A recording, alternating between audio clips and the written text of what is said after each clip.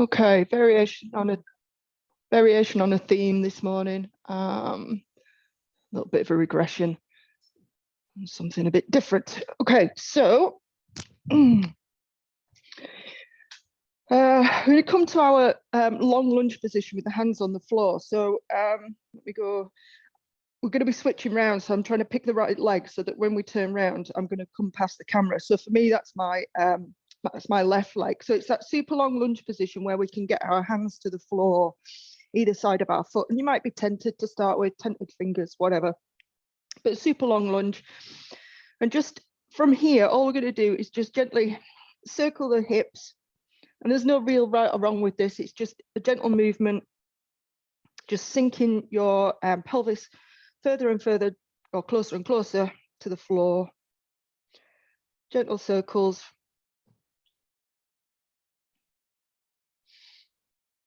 And we're going to walk the hands around. So we're going to assume the same position on the other side.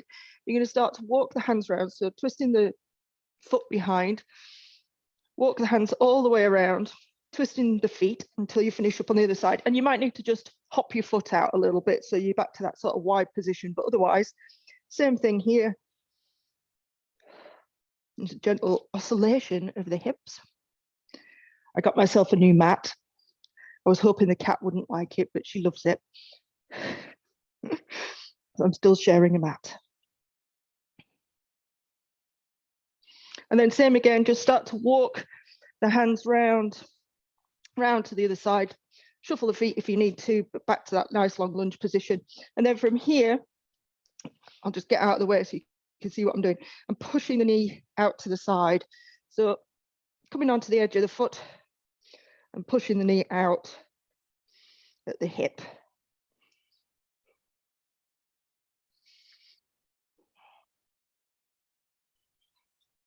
And then same again, pivot on the feet, walking the hands around, over to the other side, same thing, in and out with the knee.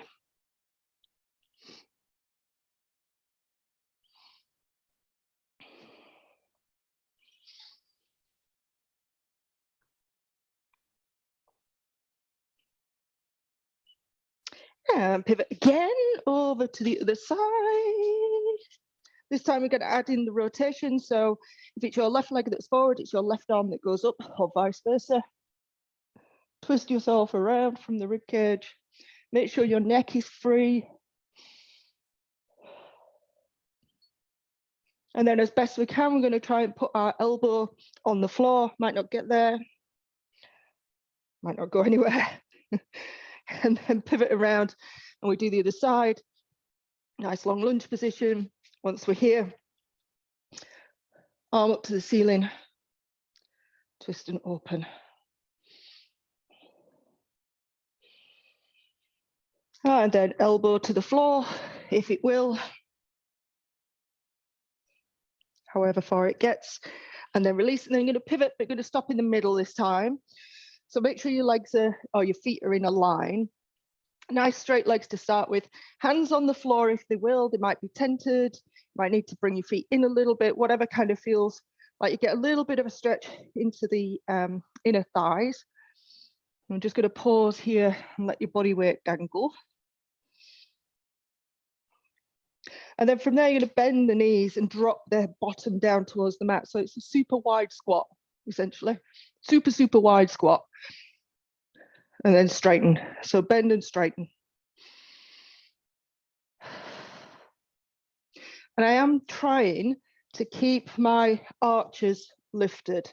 So I'm not collapsing onto the inside edge of my foot as best I can. I am actually physically and on purpose lifting my arches as best you can. So bend and straighten, bend and straighten. And then however you need to get there, come down onto your knees and we go frogs. So we go knees wide, feet a little bit wider than the knees, hands under shoulders, and then rocking forward and back there. A little bit of old school, a little bit of frog rocking. Make sure you're not tucking the tail under, so tail to the sky. Lots of space between the shoulders and the ears, chest lifted. And then coming down onto the elbows, same thing. Probably find you can go a little bit further forward.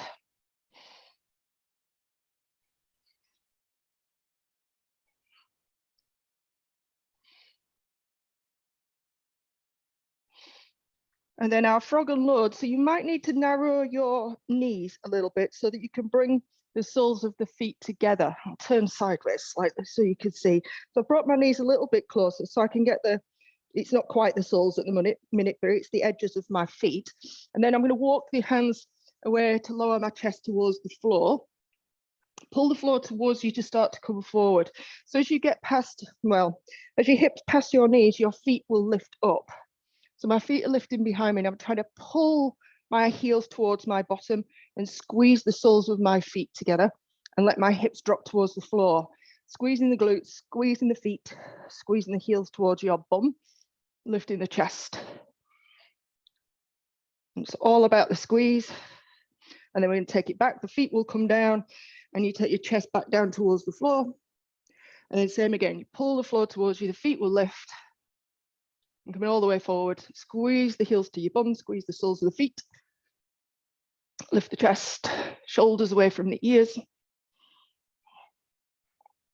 Take it back and do one more. Chest towards the floor. Pull the floor towards you, feet will lift. Chin up, chest up. Squeeze the feet, squeeze the heels to your bum, squeeze your bum cheek, squeeze everything.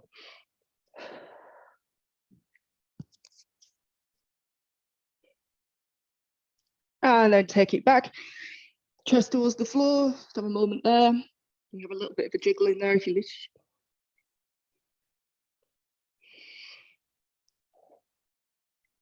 And then we're going to come to our side plank. So whichever side plank, feet staggered, so top foot in front of bottom foot to give you some or a wider base of support, and make sure your elbow is under your shoulder. Once there, we're going to lift the hips up and just see how that feels this morning. So we're going to hold for 10.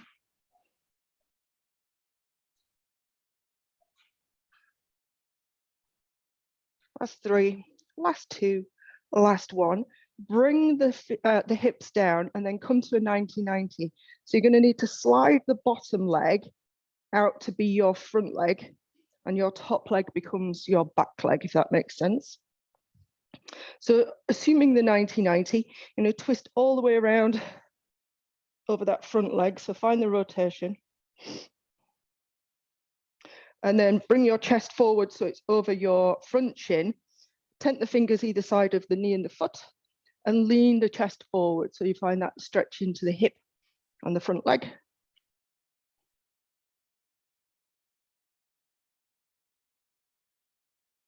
And release. And then we're going to go straight back to our plank. So the elbow comes down, the feet swap over. So it's your top foot that goes in front of the bottom foot, and then lift the hips up from there. So again, you can hold, or you can come with me. We're going to lift the hips up and lower them down. There's a little bit of rotation. So as I lift up, I'm rotating my chest to the floor. And as I lower the hips, I'm letting them come forward slightly and rotating my chest up towards the sky. It's only a little, it's subtle. I'm pivoting around this shoulder. So all that work that we do when we're doing our little floors all relies on a lot of shoulder stability. So we're pivoting around the shoulder, or you can just hold your plank, whichever makes sense. Last 2. And last 1. And then lower the hips with control. Same again, come to your 90-90. And then from there, we're going to pick up our back leg. So you may need to lean in order to get that back leg to lift. But ideally, you want to be as upright as possible. So a little lean and a lift, or it might be a bigger lean, and you might need to take the hand down. You've got what you've got, right? So we're going to lift and lower that back leg. The angle stays the same. It's just a lift and a lower.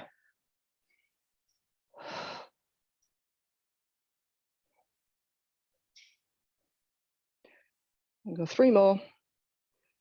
2. And if your leg feels like it's glued to the mat, don't worry, it gets better. Last 1. And release.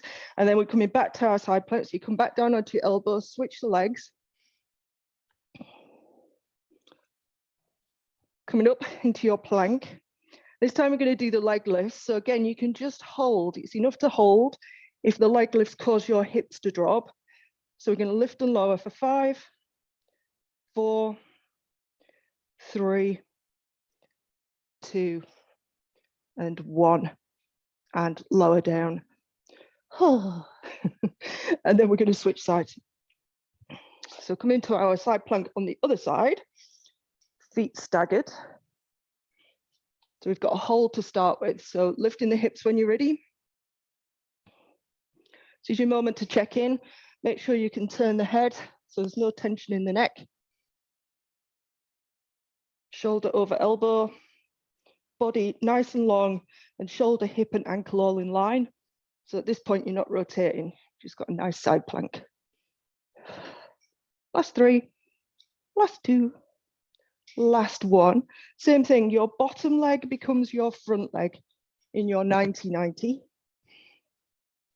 And then we're going to do our rotation towards the front leg or round past the front leg.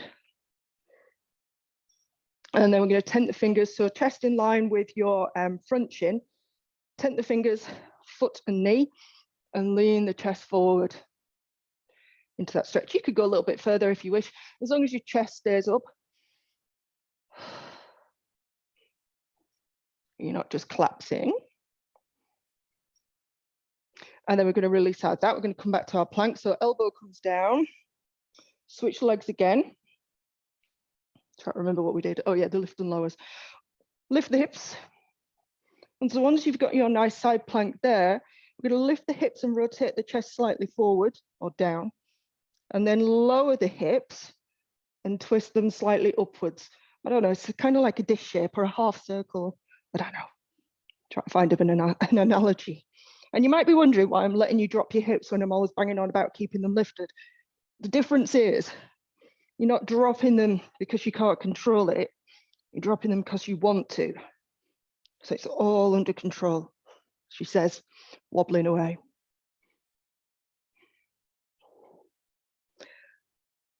Let's make the last one. We'll go up and down, up and down, and then lower. Back to your 90-90. We've got our leg lift here. I'm crap on this side, so you can see already I'm having to lean quite a lot to get this leg to lift. I'm going to try it without hands anyway, but it's a lift and lower. So as best you can, a 90 degree with the knee. If you need to close it off a little bit to make it easy, you can. But try your best to get as close to 90-90 as your body will allow. And for most of us, this is going to be kind of like not particularly pleasant, not particularly easy. You're going to feel like your leg's the heaviest thing in the world. We go last 3, last 2, last 1, and rest. And then again, back down to the elbow for last plank. Feet staggered. When we're ready, up we go. Holding there. So we've got 5 leg lifts if you wish. You can go back to either of the previous 2 where you're just holding. Oh, my mat's slippy. We go 5, 4, 3, 2, last one, and lower the hips down. Nicely done. Right, we're doing some hamstring bridges. So to a chair, a bed, a bench, if you've got them, or one of those. If not, do it to the floor, it doesn't matter. Right, it's the one hamstring bridge where we have the least amount of bend in the knee. So if you're doing it to the floor, you would look something along these lines, this movement. If you're doing it to the chair, it's the same slight bend in the knee. Excuse me 1 sec while I get a big softie, I want the cushion. Same slight bend in the knee. You just get more range of motion. They both have value. You should be practicing both anyway. So we're going to do both together to start with, both legs. So squeeze, pull the toes back towards your shins, squeeze the knees, inner thighs, glutes, and then press up into your hamstring bridge. Pause at the top. You can, if you need to, give your butt a poke just to make sure that it's actually engaged and working. Now, when you come down, try not to let it switch off. So we're lifting and lowering. Your focus is very much on squeezing the inner thighs and squeezing the glutes. And as you come down, try not to let your glutes switch off. Easier said than done. They will, as you come down, they'll kind of go, oh, I've got no what to do.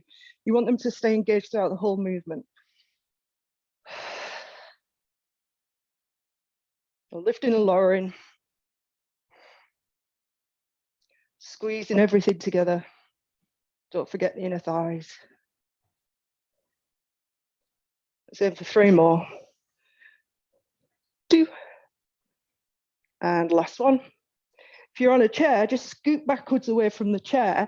We're going to do our crab toe touches. So usual crab position, fingers pointing away, hip distance apart with the feet, chest lifted.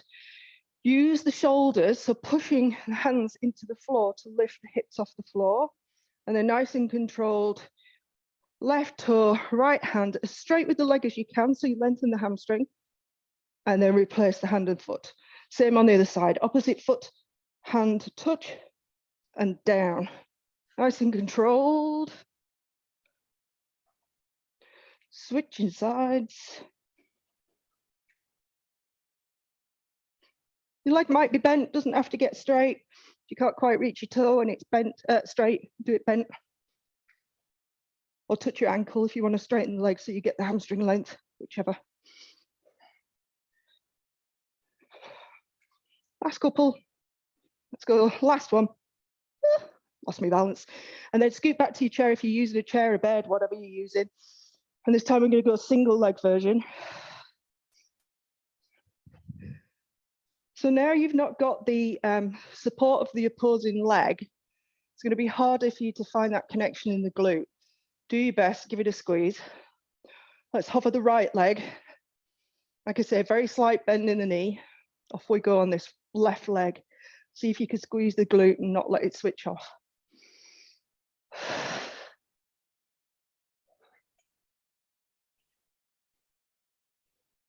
Push down into the heel of the working leg.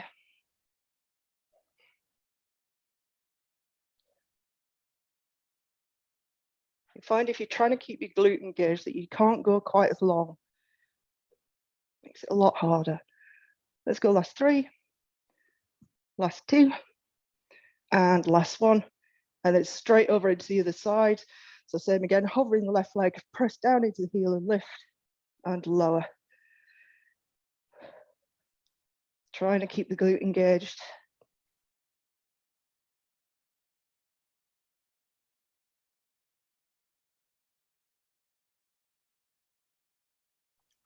If you ever are practicing these on your own, remember you want to be going to failure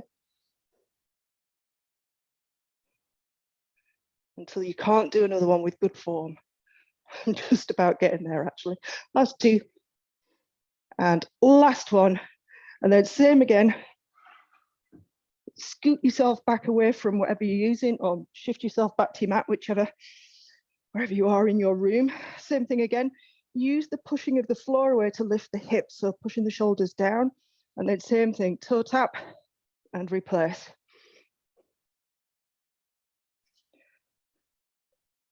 See if you can get your hands and foot to land and lift at the same time.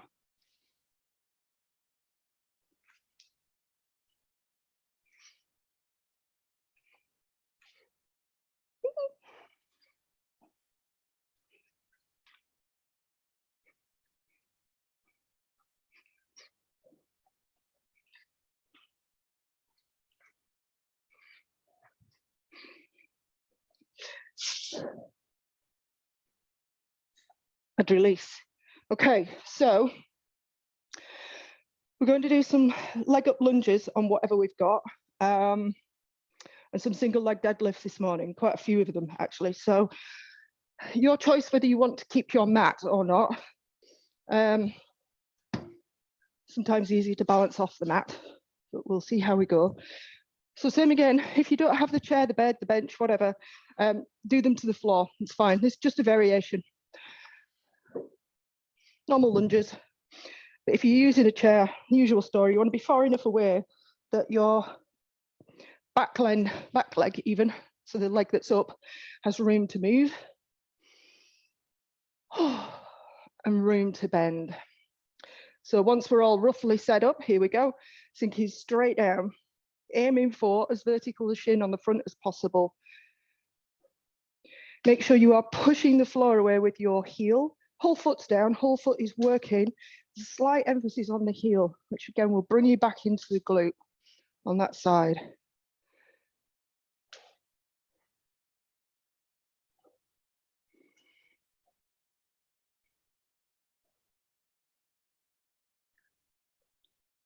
Good, keep going.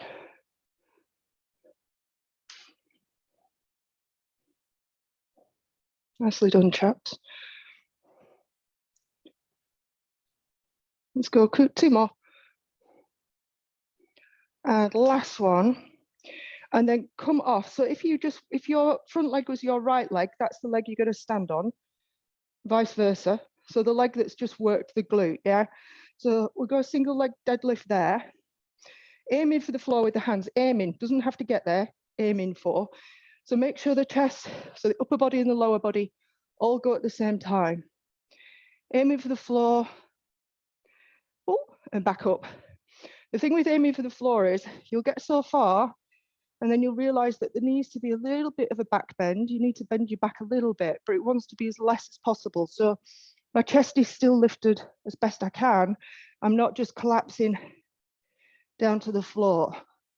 So I'm trying to keep my back as straight as I can. So like I say, if you've got too much back flexion as you come down, just stop mid-shin or knee. And eventually your hamstrings will let you go further once you get strong enough. A lot of work in the hamstrings and glutes today. Do a couple more. How are we doing for time? Crikey.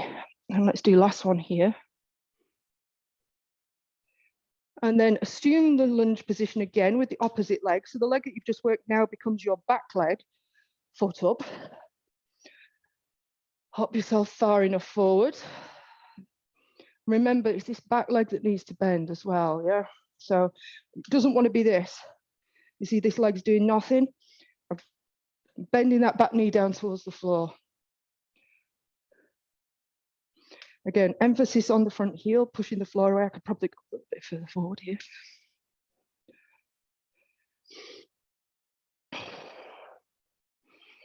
I'm trying to keep the body as upright as possible.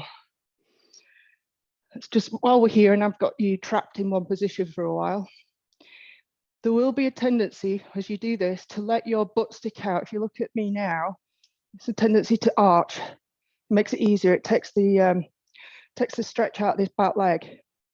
See if you can close your ribs and your hips so that as you come down, you feel the stretch here.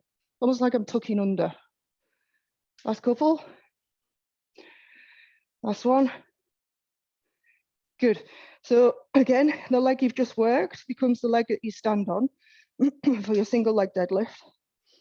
So opposite goes behind and is straight. Fingertips aiming for the floor, don't have to get there. Upper body, lower body move at the same time. Control it back up. The going over tends to be, I'm going to say relatively easy because I'm saying it in comparison to the coming up. It's the control on the way up that tends to let most people down.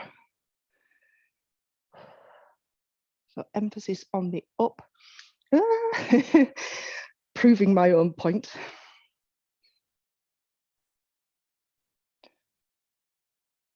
And your spine will go where your eyes go to a certain extent. So if you look down, your spine tends to flex.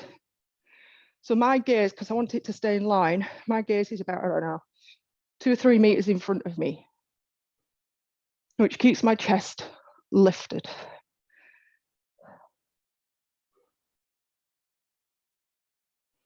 Oh, let's go one more, mainly because I'm feeling the burn massively. Ooh, lost it, but I did touch the floor. Well done. Coming back up. Let's go back down to the mat. Leave our glutes and hamstrings, bless them alone. Let's do thread the needle here. So if you're all fours, proper all fours, knees under hips, hands under shoulders. Thread your, let's go left hand, palm up underneath, and then walk the right hand above the head, creep it round as far as it will go. And then I like to push with my bottom arm to try and lift my top armpit a little bit further up to the sky.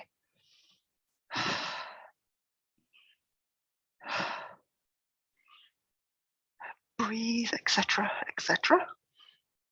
And then slowly release. The hands come back, top hand comes back in front of the face to push you out of that position. And we go straight over to the other side. So thread the needle palm up all the way through as far as it'll go. And then walk the top hand all the way around. So you can twist that a little bit further on each out breath if you can. No force though, no flinging. Gentle encouragement of your body to do as you want it to do.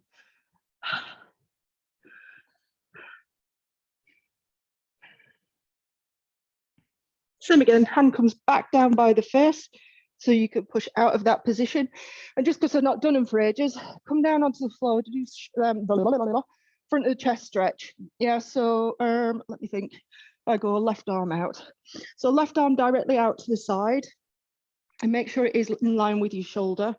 And then you pick up the opposite leg, so the right leg, and roll over to that side. Top leg points towards the ceiling, if it will. You might not get that far, and that's okay. So I'm letting you away with the cheaty one first, which your body will naturally do unless I pester you to do otherwise. But we'll roll over and we'll do the other side as is. So hands straight out to the side. Roll the body towards that arm, so you're rolling over it essentially. Nice and gentle, although we should be a little bit warm now. And then release.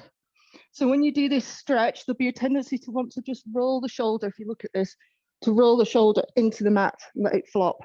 You've got to actively roll it away from the mat. You see how much space that I can create between the floor and the mat? And trying desperately to keep that space as you roll. And this time you'll see you probably can't get quite as far, but you should feel more of a stretch in the front of the shoulder, maybe into the chest, maybe into the bicep, maybe in your left earlobe, depending on where you tight. Big toe, right ankle, don't know. But try and keep your front of your shoulder rolled away from the floor. And then release, and we go to the other side. It's easier said than done.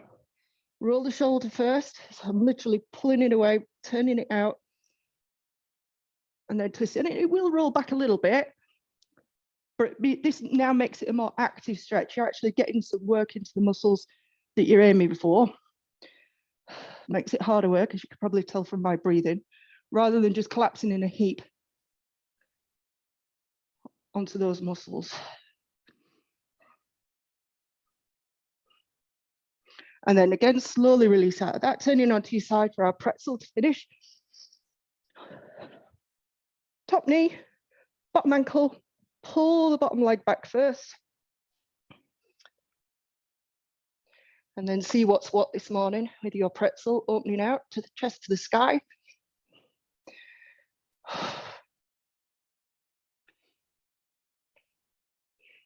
Don't bang on about breath very much. I just assume that you are doing, but if you've not keeled over and died, well, you might have done, can't tell now.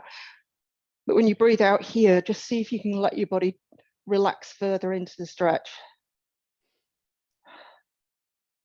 The deeper you breathe, the more relaxed your body will get, even in this state, she says, trying to control her breathing.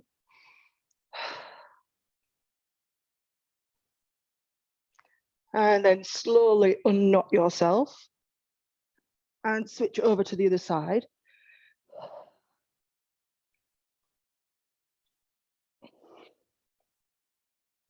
And grab hold of the opposite ankle and knee. Pull the bottom leg back, and again, wriggle yourself into position. And breathe. There's a reason why I don't let you twang your foot away from you, why I say slowly when you're switching, and it's to try and keep that relaxed state. So I'll try and get you to breathe deeper here to kind of bring your heart rate down, to bring your nervous system kind of back to normal, even though I'm finishing off with tying you in a knot. So use the deep breath to relax into the stretch. And also to reset your nervous system before you go about your day.